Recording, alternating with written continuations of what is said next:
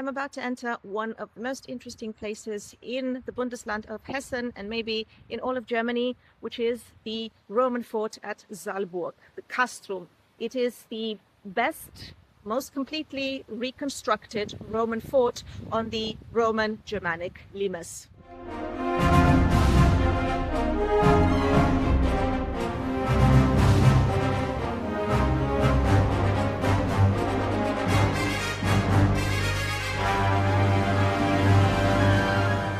So what you can see here is the result of a very large project of archaeological experimentation, actually one of the very first at the beginning of the 20th century. This was basically the idea of Emperor Wilhelm II, because the German Empire just formed and he wanted to create sort of like an ideological link between the new German Empire and the Roman Empire. So the inscription on the Porta Praetoria actually refers to him. He explains that he re-erected the structure in honor of his ancestors.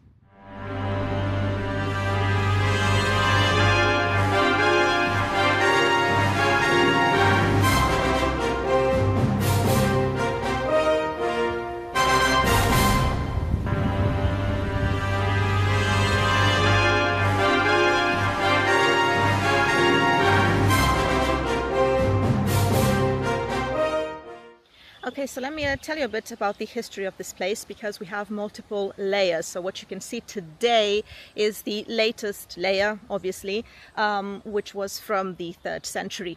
But yeah, the first evidence of this place, the Roman fort, stems from the time of Domitian, Emperor Domitian, and apparently he wanted to erect it during the wars with the Chatti or Catti, a very troublesome Germanic tribe, in 803 and 85. So he decided to build two very simple earthwork forts, and he wanted to secure the passage because this was a very busy commercial road. And some of it was reconstructed, a little bit diverged to the northwest during this project of experimental archaeology I told you about. So the first one would have been quite irregular. It only had like one ditch, and it could host one centuria in tents. One centuria initially had 100 men, but later on only 80. And then the second one, this was a little more complex, and it was nearly square, about 44 square meters, and it had a double V-shaped ditch, also a wattle rampart, and a U-shaped interior building.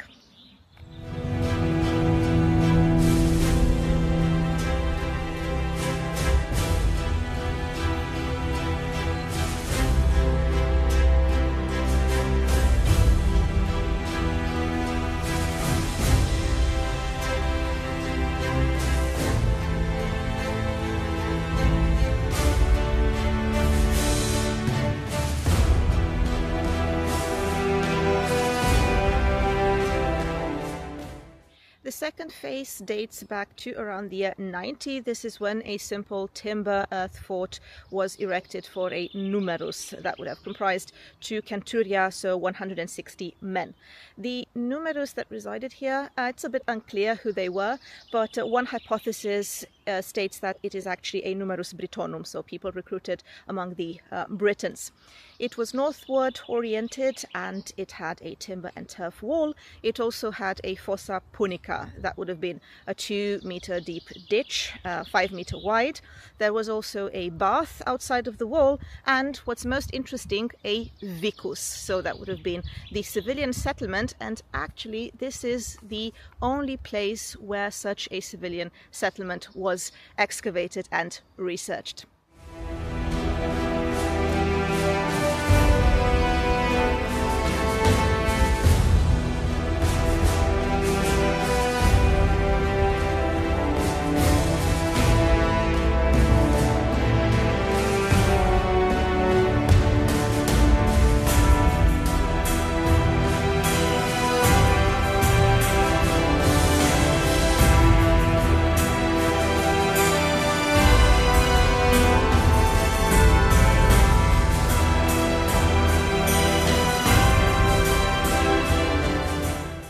Then it was improved again. So the third phase would be in about 135.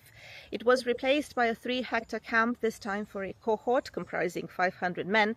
And this whole restructuring was actually part of a larger project. The whole Limes was being reshaped by Emperor Hadrian due to the pressure on the part of the Germanic communities. So this time they erected a dry stone timber wall, so that means 2 parallel rubble walls, bound by wooden beams and also filled with rubble and earth. So definitely an improvement in comparison to what Domitian did. And before it, we also have a V-shaped ditch and a 3-meter burn. The access from the inside would have taken place via 24 narrow ramps, and alongside the wall they also discovered some ovens, and we assume that they also had wooden gate towers.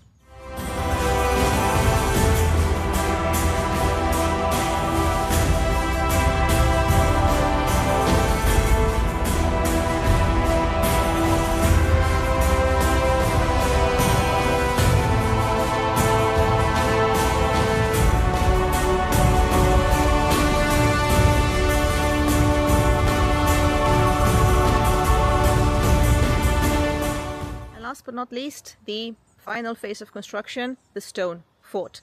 So essentially the defensive walls and major administrative buildings, they were all rebuilt in mortared stone. And what you can see today is a rectangular construction, 4-gated, for a cohort. So the cohort that resided here was the cohort secunda Raetorum Civium Romanorum, so made up of Roman citizens, and they were previously settled at Aquae Matiacorum, which is Wiesbaden, the capital of Hessen nowadays. Then they were moved to Butzbach, and eventually they came here to Saalburg. They were subordinate to Mainz, to the legion that was found in Mogontiacum, the Latin Roman name of Mainz.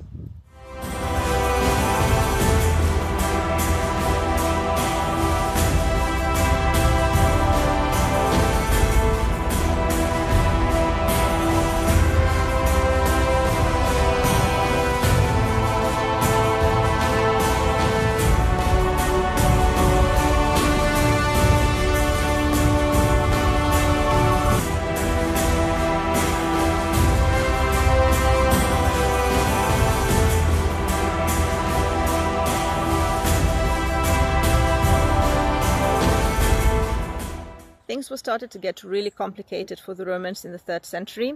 Emperor Caracalla launched a campaign against the, again, Chatti, who was still in the picture, in 213, and also against the Alamanni. At the same time, the civilian settlement of Nida, which is a district in Frankfurt, Frankfurt-Heidenheim, was also given defensive walls. Nevertheless, the Alamanni did manage to break through in Roman territory in 233, and but before 260 the entire Trans-Rhenish territory was actually lost, and the fort was evacuated. Apparently it was evacuated kind of orderly, but the vicus, the civilian settlement, did suffer some casualties. There are traces of fire, which means that the Germanic tribes did manage to destroy it, and then the fort was also abandoned.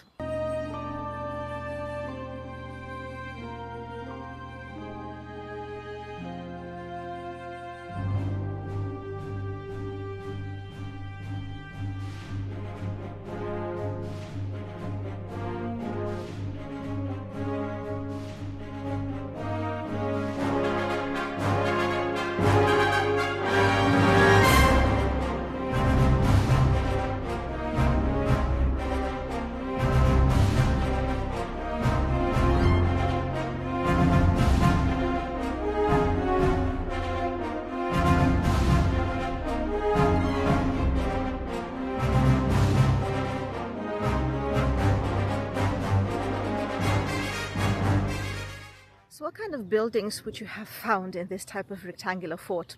Well, the main one was the Principia. That was the staff building. It spanned across the Via Principalis. It had 5 gates that led to a courtyard that was surrounded by a porticus. Also 2 wells and an armored statue, apparently, of an emperor. Then you have the Aedes, which was the room where you kept the treasures, and also, very importantly, the standards. Then you have the Horeum, which have been the granary, and besides that, a lot of barracks with contuberia, so where people used to sleep in groups of 8.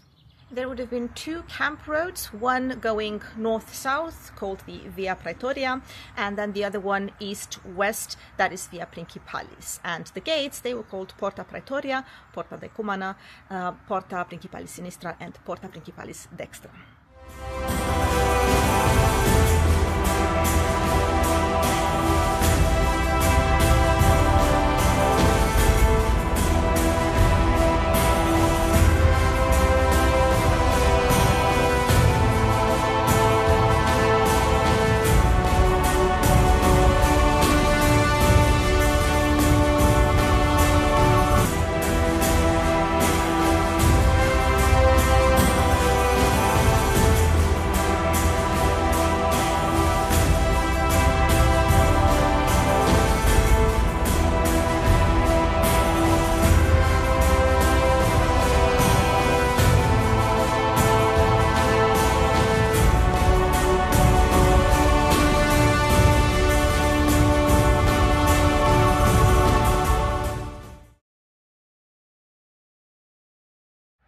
So besides the buildings that you're going to find inside, the Praetorium, barracks and so on, outside there are also interesting buildings such as the thermae, the baths.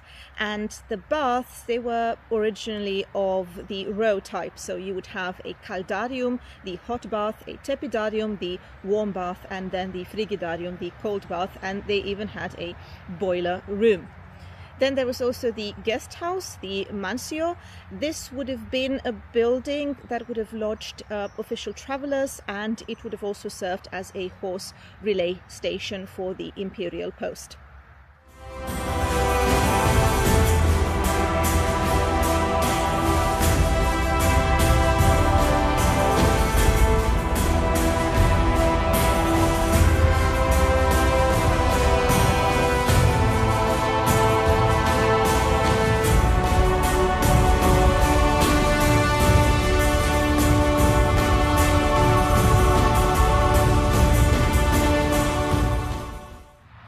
So this village, this vicus, is the only preserved vicus on the Roman limes, which is quite important. The visible part lies mainly south of the fort on both sides of the Roman road leading to Nida, so to the district of Frankfurt. At the peak of its development, it would have had almost 2,000 people, so 500 military and approximately 1,500 civilians.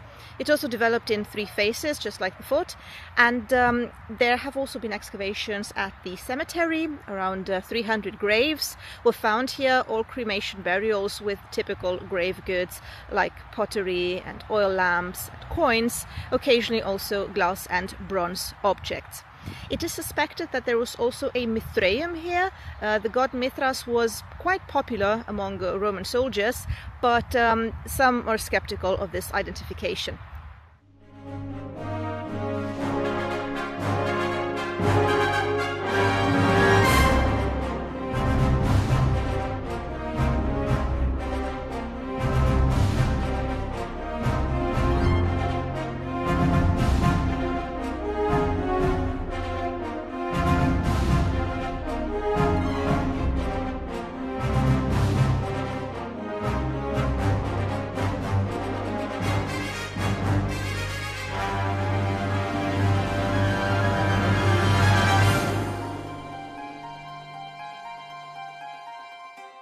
In conclusion, this is an amazing site that you really have to see. It has been a UNESCO World Heritage Site since 2005, and it's very much reachable from Frankfurt. So you just have to take an S-Bahn to Bad Homburg, which you can also visit. It's quite a nice spa town, and then you have to take the bus and you're going to visit the best preserved Roman fort on the Limes, at least here in Upper Germania.